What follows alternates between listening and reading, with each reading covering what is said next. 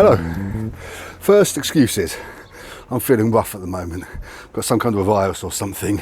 Made me tired, giving me a bit of a cough, temperature, so I'm not at my best. Right. A little while ago I made Punch Fundamentals Part 1, and there were some good comments in reply to that, which I really like. It's so much easier to make videos when you've got a bit of a two-way conversation going, rather than just sending things out one way. There were a couple of comments I didn't really understand. People are brief these days and they don't bother going into a lot of detail. One of them is where somebody mentioned a time from the video and they just said, when you don't know how to punch correctly. And in that video, at that point in time, I was holding my hand out like that because I was trying to demonstrate wrist positioning. I don't really know what they meant, and if you are watching this, I would like to know. If they were saying you shouldn't be punching with a vertical fist, then you're mistaken, and you can't have been training the martial arts for a very long time. I will punch either way. There are many reasons to choose one or the other. Some people insist that at the end, turning your fist just a little bit gives you a little bit more power than you'd have otherwise. It's one of the many ways you can add power to a strike. I don't think it matters that much. If I really want to hit with the hardest impact, I'm probably going to have my fist horizontal. For speed, it's going to be vertical. There's a lot of variation, but there's no reason to believe you should only do it one way or the other. A couple of people commented that the way I was suggesting you punch, connecting with these knuckles rather than these two, is a very sure way to break your hand. Because I'm new at making these videos, still a bit nervous when I'm doing it, I don't really remember what I've said all that well, and after reading the comments I thought I might go back and see that I was saying this is the way you've got to punch and any other way of punching is stupid. And I was a bit surprised. I watched it one evening and found, as I intended, I was saying it's possible to punch this way as well, don't disregard it, and it's best to be able to do either. And as I say, the way they made their comments it made me think for a moment, was I insistent that that's the only way to do it? But I wasn't. Their comments are valid. I don't agree with them. In this video, I'm just going to make a couple of tests. I don't have things to break at the moment. I'm looking into that. But I'm just going to do some hard punching on a couple of different surfaces and see what it does to the knuckles and to the flesh in between. This bag isn't that hard at the moment. It's because as it gets compacted, all the fabric you put into it compacted down. It's hard down here. That can almost hurt your fist. Up here, it's nothing. So I'm going to begin by filling the bag up. This will be Punch Fundamentals 1.5, or should that be the son of Punch Fundamentals Part 1?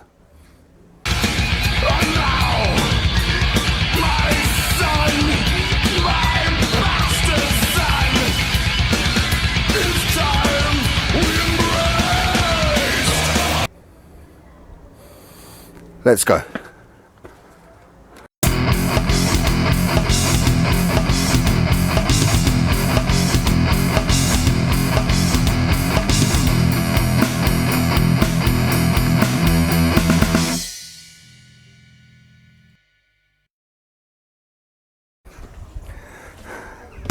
First step, let's fill the bag up.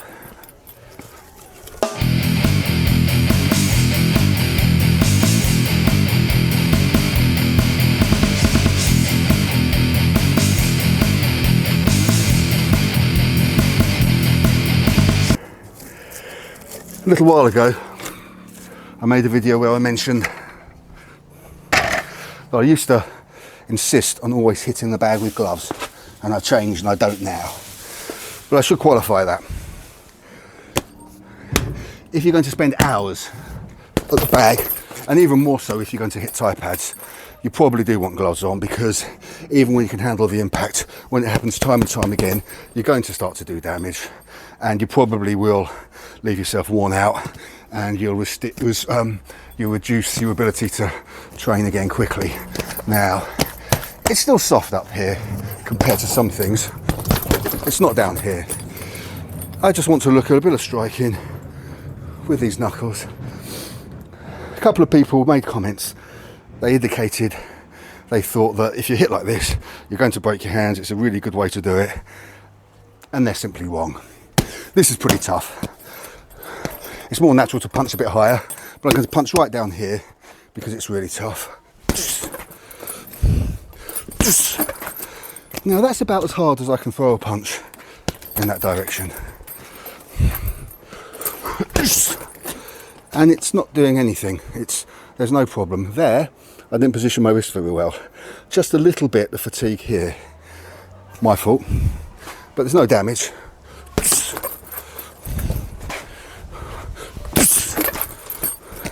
Nothing, not a problem. I'm not suggesting this is as hard as a person's jaw, but it's not very soft either. It's pretty tough.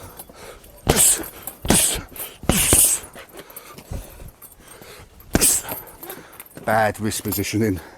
That was nearly sore. I don't normally punch in a fight when your priority is positioning. I think it's fair to say when you've got a certain amount of strength and efficiency in your punching, you're going to be able to punch hard enough to knock somebody out who's about your size and weight. As long as you get, let's say, 70% power out of your punch. So here, I'm trying to punch as hard as I can. You're not going to do that in a fight. You can't wind it up because you'll be telegraphing that punch. But I'm not trying to be practical here, just trying to get a bit of power in.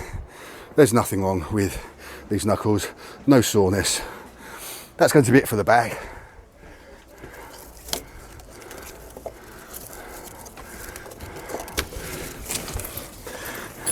As I mentioned before, they're great for conditioning your hands, but there's a limitation. Unless you've got sandbags that are old and really well packed, perhaps filled with a bit of water, then there's only so much you'll challenge the bones. You might risk the soft tissue if you're not punching very well, but not the bones.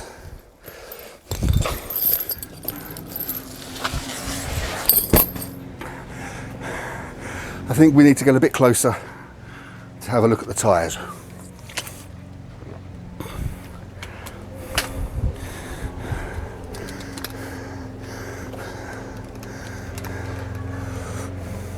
That should do.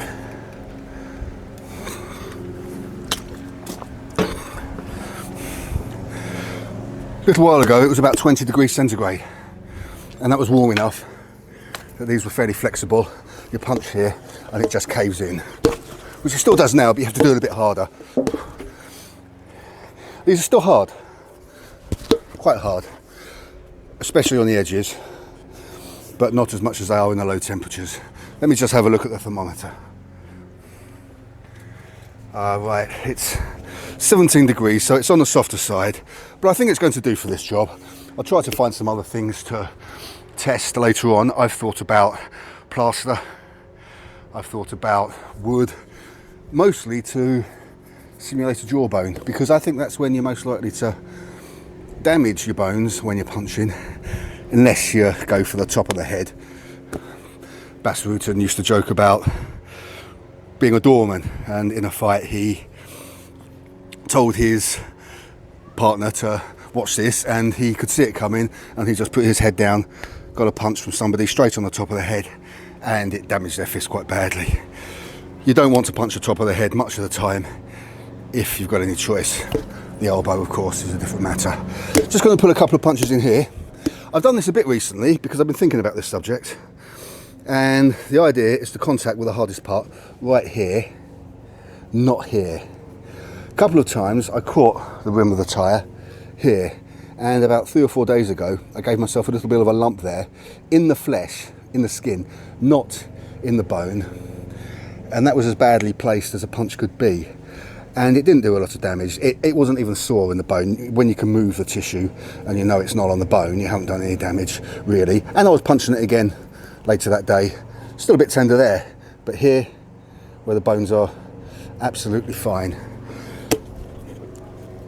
You've got some steel in here, difficult to get to that. This isn't reinforced in that way, but because of the shape of the structure, it's still pretty tough.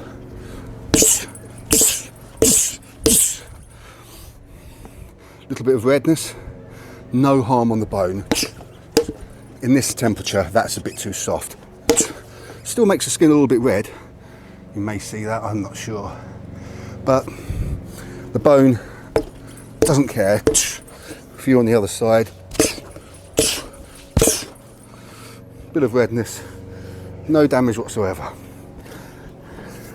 And I'm not telling you that hitting this edge of a tyre is as difficult or as potentially damaging as hitting a person's jaw, but it's harder than a bag. It's pretty tough, and if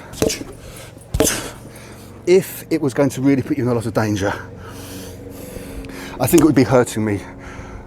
If punching in this manner was really that dangerous, if it was a recipe for broken bones, I think I'd be complaining and whining about the pain right now. I think that's it for the tyres. Let's see if I can get it. This is a bit tougher. Not a very good camera angle. No problem at all. You can see. Well, there I contacted with the wrong knuckle, but here a couple of times I also hit with the 3 I'm intending to. Good demonstration of how, in the fury of a fight, you can have spent years punching things perfectly, aligning with these 2 knuckles, traditional karate way. And then you get in a fight, bit of a panic, you do things differently, and you catch with these knuckles. If they're not conditioned at that point in time, you've really got a problem. I think that's a real great risk for people, and it's a good idea to work on conditioning these ones as well as the 2 largest knuckles. That's it for the tyres. Now I'm going to go and get the next piece of equipment, which I'll do a bit of testing on.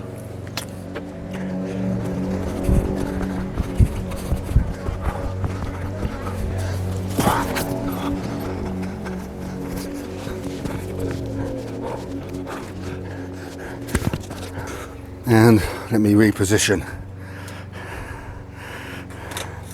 and that should do well enough.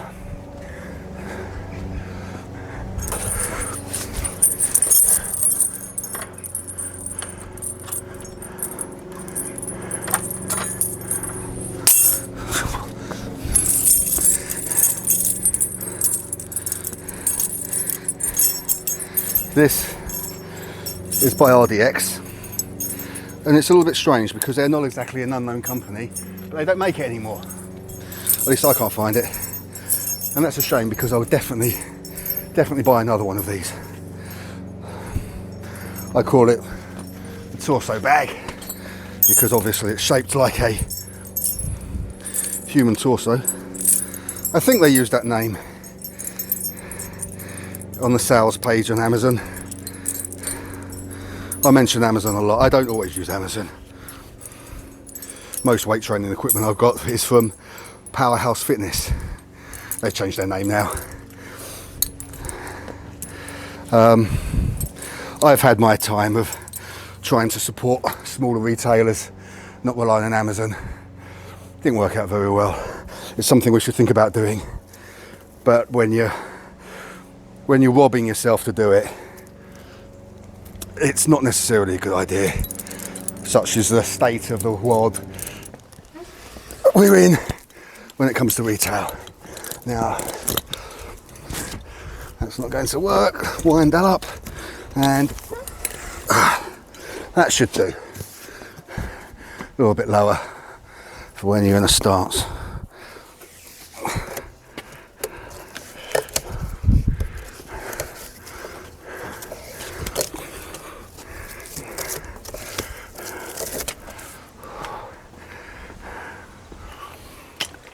I don't know why they don't sell this anymore. I think it's great. It just gives you a little bit more to think about than the shape of a bag. Now, I immediately find out I've made a bit of a mistake. I brought this out, haven't used it for probably a year or so. And I think I've led you on a wild goose chase, because this isn't as hard as I thought it was. It's still good. I'd like another one. But it's not that hard. Let me see. I'm not going to punch the studs. Here. That's a bit tough, yeah. It's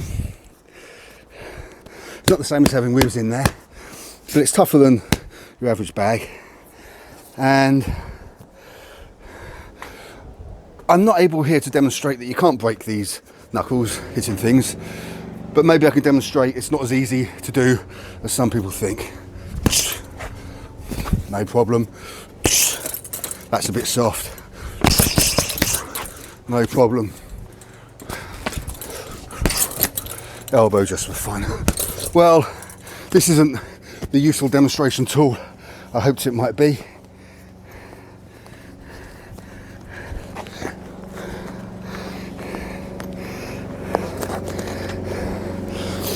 So I think that's it. What I can say is that if people think that they prefer to punch all these knuckles, good for you. You might have brilliant reasons for it, and continue doing so. But if people think that punching with these 3 knuckles is just asking to break your hand, you're wrong, and it's not likely to happen. And please, if you're training combat sports, consider working on toughening these up in case you do catch your target wrong. That's it. I mentioned I've been a little bit ill. I still had 4 good days of doing my usual weight training program, and then it really hit me. I wanted to video my best lifts so far, which aren't all that great, nothing to boast about. You could argue that when they're at such low weight, there's nothing to prove. But I do want to start a series lifting at 50 years of age, and the first part in that is seeing what I can lift. I did the squat successfully. Then I had the next day bench press, and I couldn't match a PR that I lifted a few singles of just a week or so ago. It was a bad day for that. So I've got 1 video so far. I think I'm going to bench press tomorrow and film a bit of that, and then I can also make some excuses about my back and deadlifting limitations. But I still do it, can work through it. That's it then. Thanks for watching. I'm Mark. See you next time. Cheers.